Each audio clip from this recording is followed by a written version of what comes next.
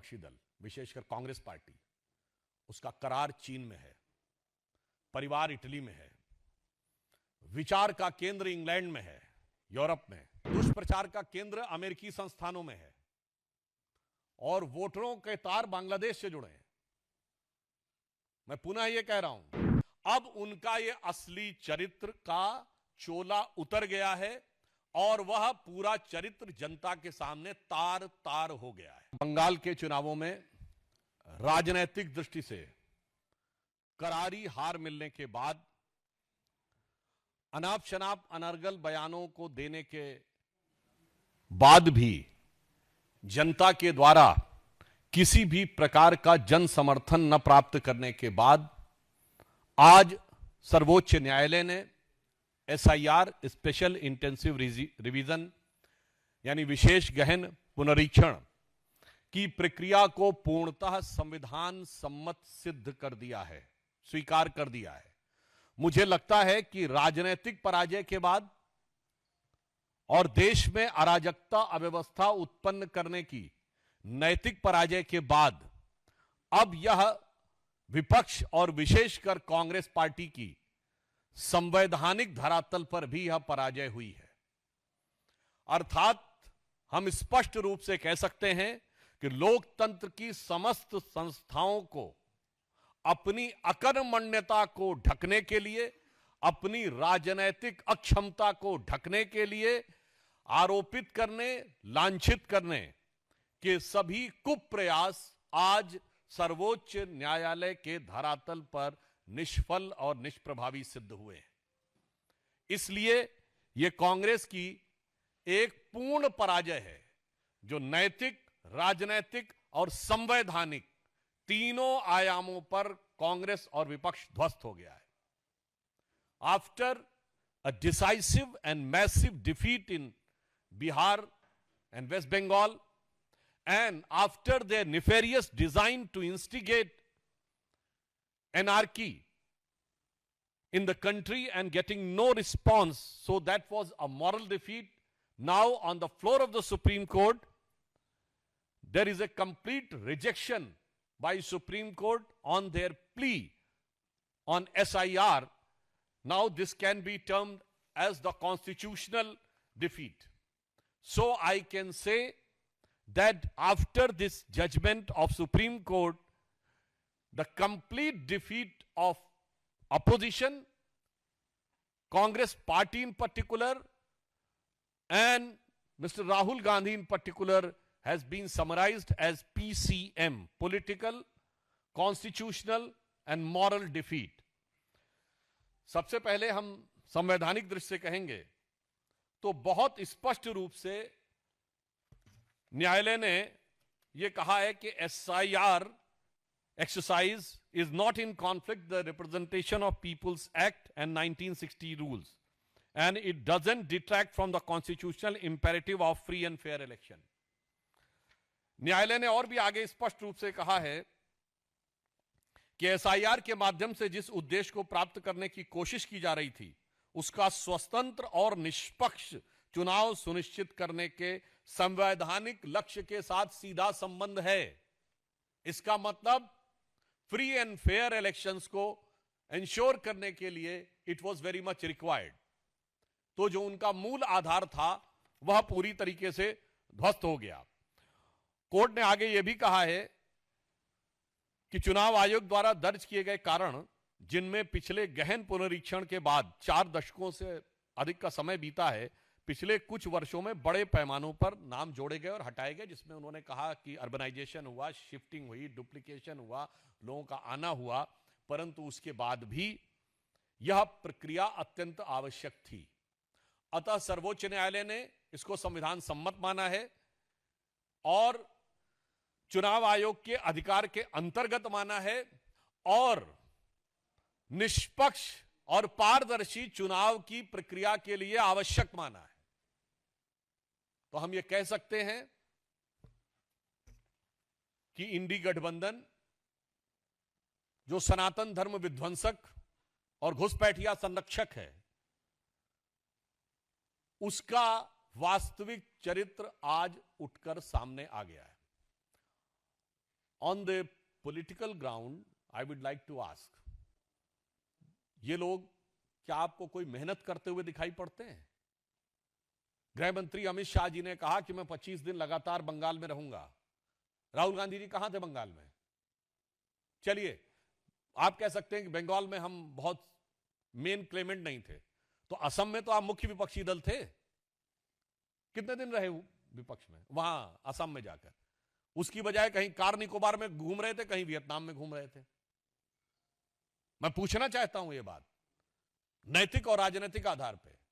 हमारे सभी प्रमुख नेता, हमारे पूर्व राष्ट्रीय अध्यक्ष नड्डा जी, वर्तमान राष्ट्रीय अध्यक्ष नितिन नवीन जी, इसके अतिरिक्त अमित शाह जी, इसके अतिरिक्त रक्षा मंत्री राजनाथ सिंह जी, तमाम लोगों की आपने वो बैठकें देखी होंगी, वो सम्मेलन देखे होंगे, जो शक्ति केंद्र और बूथ लेवल कार्यकर्ताओं के कार्यक्रम आपने देखे, मंडल अध्यक्ष स्तर लोगों के कार्यक्रम देखे। कांग्रेस में कितनी बार आपने बूथ लेवल कार्यकर्ताओं के सम्मेलन देखे? कितनी बार मंडल अध्यक्ष के सम्मेलन देखे? अर्थात काम कुछ नहीं करना, चुनाव के समय भी मन लगाकर कोई काम नहीं करना, फिर बाहर से जाकर कुछ बातें अनाप शनाप बोल देना और फिर यह सोचना कि उनको चुनाव जीत लिया जाएगा। मुझे लगता है देश की जनता यह समझ रही है। और इसका एक और खतरनाक अर्थ भी है। यह विषय सिर्फ यह नहीं है कि एसआईआर पे आरोप निराधार सिद्ध हुआ, विषय उससे ज्यादा गंभीर है। आज विपक्षी दल और मुख्य विपक्षी दल, विशेषकर कांग्रेस पार्टी, उसका करार चीन में है, परिवार इटली में है, विचार का केंद्र इंग्लैंड में है, यूरोप में, और दुष्प्रचार का केंद्र अमेरिकी संस्थानों में है, और वोटरों के तार बांग्लादेश से जुड़े हैं। मैं पुनः यह कह रहा हूं, करार के तार चीन से जुड़े हैं, विचारों के तार यूरोप से जुड़े हैं, दुष्प्रचार के तार अमेरिका से जुड़े हैं, परिवार के तार इटली से जुड़े हैं, और वोटरों के तार बांग्लादेश से जुड़े हैं। मुझे लगता है अब उनका यह असली चरित्र का चोला उतर गया है और वह पूरा चरित्र जनता के सामने तार तार हो गया है। तो मैं सिर्फ अंत में कांग्रेस का जो दुष्प्रचार है, विशेषकर राहुल गांधी ने, आपको याद करिए, यह बिहार के चुनाव को लेकर था। बिहार के चुनाव में कितनी रैलियां की, कितनी बार उन्होंने विपक्षी दलों के लोगों को बुलाया। आपने स्टालिन को बिहार में बुलाया, जिनके लोगों ने बिहार के लोगों के बारे में क्या क्या नहीं बोला था। आपने उन रेवंत रेड्डी को बुलाया, जिन्होंने बिहार के डीएनए के बारे में क्या क्या नहीं बोला था, और उसके बाद हार का ठीकरा फोड़ दिया चुनाव आयोग पे। तो इसलिए मैं कांग्रेस पार्टी को और विशेषकर राहुल गांधी जी को कहना चाहूंगा, इस निर्णय के बाद उन्हें इंट्रोस्पेक्शन करना चाहिए और अपशब्दों की भाषा छोड़नी चाहिए। अपनी विदेश यात्राओं के भुगतान संतुलन में फंसकर जो मानसिक संतुलन खो बैठे हैं, उस संतुलन को पुनर्स्थापित करने का प्रयास करना चाहिए। तो मैं उनके लिए कहना चाहूंगा इस निर्णय के बाद कि वो पैरवी तो झूठ की करता चला गया, बस उसका चेहरा उतरता चला गया। वो पैरवी तो झूठ की करता चला गया, बस उसका चेहरा उतरता चला गया। रंगत समझ में आई मगर आई देर से, कच्चा था बहुत रंग उतरता चला गया। अब मैंने तो यह प्रश्न सामने रखा है, आपने कितनी बार उनको जिलाध्यक्षों के, मंडल अध्यक्षों के, बूथ केंद्रों के कार्यकर्ताओं के बीच में काम करते हुए देखा है? और तो और अपने ही वर्कर्स पे आरोप लगाते हैं। याद करिए, राहुल गांधी जी अहमदाबाद गए तो कहते हैं गुजरात में दो प्रकार की कांग्रेस है, एक कांग्रेस जो कांग्रेस के साथ है और एक कांग्रेस जो बीजेपी के साथ है। मतलब अपनी पार्टी के नेताओं को छोड़िए, कार्यकर्ताओं का भी ऐसा अपमान करने के बाद कोई सोचे। और मैं दूसरा कहना चाहता हूं, मैं कांग्रेस पार्टी से एक और सवाल करना चाहता हूं। आप सिर्फ विपक्ष में नहीं है, आप कई राज्यों में सरकार में भी हैं, और 3 राज्यों में तो आपकी अपने दम पे सरकार है, हिमाचल, तेलंगाना और कर्नाटक। जहां तेलंगाना और कर्नाटक तो समृद्ध राज्य हैं, आप मॉडल दीजिए ना, गवर्नेंस का मॉडल दीजिए। हम जब विपक्ष में थे तो प्रधानमंत्री श्री नरेंद्र मोदी जी ने गवर्नेंस का मॉडल दिया था। तमाम सरकारी जो इंडिकेटर्स थे उसमें उस समय की सरकार उसको स्वीकार करती थी, टॉप रैंकिंग्स में आते थे। कई प्रतिष्ठित पत्रिकाएं लगातार गुजरात को टॉप रैंकिंग स्टेट्स में देती थी। अब हमने मध्य प्रदेश में जो एग्रीकल्चर के प्रोड्यूस को फूड ग्रेन पूल्स में सबसे ऊपर तक पहुंचाया था। मध्य प्रदेश में ये लाडली लक्ष्मी योजना उसी जमाने में आई थी। शिवराज जी को मामू कहना उस जमाने में शुरू किया गया था। उत्तर प्रदेश में हमारी सरकार, इवन जब कल्याण सिंह जी की सरकार आई थी और राजनाथ सिंह जी मुख्यमंत्री थे, तब लॉ एंड ऑर्डर इतना मजबूत होता था। वो एक मॉडल था। तो मैं कह रहा हूं, आपका मॉडल क्या है? विपक्ष में कोई मॉडल यह है कि हर राज्य में 2 धड़े हैं कांग्रेस में, और दुम धड़म धड़ैया रे, सबसे बड़े लड़ैया रे, कि पहले मुझे मिल जाए कि मुझे मिल जाए। आज जो लोग सवाल पूछते थे, मुझे लगता है उन्हें आंखें खोल के देखना चाहिए कि बंगाल में हाकिमपुरा क्षेत्र में जिस प्रकार से लाइन लगी हुई है वापस जाने के लिए, और अनेक लोग उसमें स्वीकार भी कर रहे हैं कि वोट डाल भी चुके हैं पिछले चुनावों में। इससे पहले भी जब यह विषय आया था तो ऐसे लोग भी थे जिन्होंने ऑन कैमरा मतलब इस बात को स्वीकार किया कि 4-4 बार वोट डाल चुके हैं। तो मुझे लगता है कि ज्यादा वोट के लालच में और घुसपैठियों के लालच में कांग्रेस को नहीं पड़ना चाहिए था। एक पुरानी उर्दू की कहावत होती है, कम खाए गम खाए, ना हकीम का जाए ना हाकिम का जाए। हाकिम का मतलब आप समझते हैं, ऑफिसर, पुलिस वाला, और हकीम मतलब डॉक्टर। तो कम खाओगे तो डॉक्टर के पास जाने की जरूरत नहीं है, गम खाओगे तो लड़ाई नहीं होगी, तो पुलिस के पास जाने की जरूरत नहीं पड़ेगी।